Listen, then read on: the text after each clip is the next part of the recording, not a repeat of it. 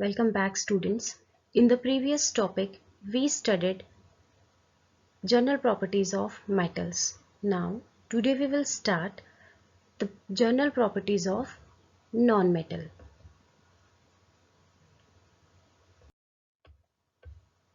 24 non-metals are known today. 12 are solid. Example, these are carbon, phosphorus, sulfur, iodine, etc. So these all are solid in state, but they are non-metal. Then one is a liquid, that is bromine, and 11 are gases like hydrogen, nitrogen, oxygen, fluorine. So these are the gases. Non-metal general properties or physical properties. Non-metal either in solid or in the gaseous state. So exceptional case is only one, that is bromine.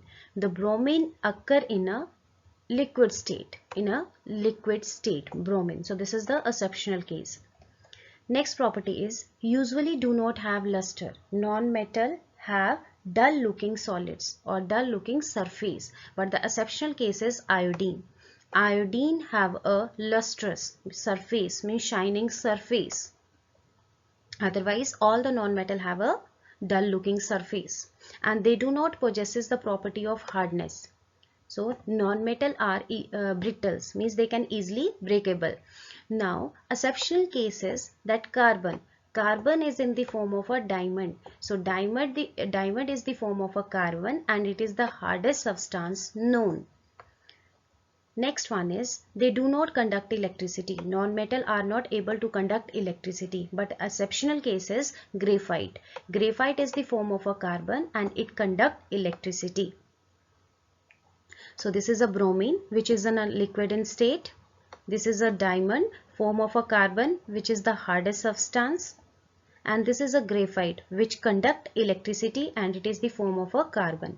There are also other physical properties of non-metal, that the non-metal are non-sonorous, non-metal have low density, then non-metals have low melting point and boiling point. So these all are the properties of non-metals. What are metalloids? Metalloids are the elements with properties intermediate between those of metals and non-metals. Now this is the periodic table, and in the periodic table in the left hand side metals are placed. These all are metals. And in the right hand side these non-metals are placed. So this is non-metal and the left hand side metals are placed.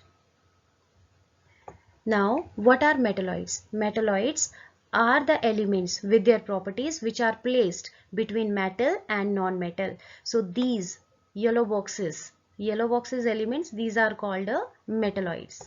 So these are lying between the and their properties lying between the metals and non-metals. So these are called metalloids. So here this is boron, B, then Si silicon, Ge germanium, As arsenic, and this is Sb antimony. So these are the elements whose properties lie between the metals and non-metal. These are called the metalloids.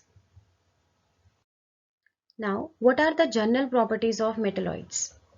So they are hard solids. They may or may not have luster.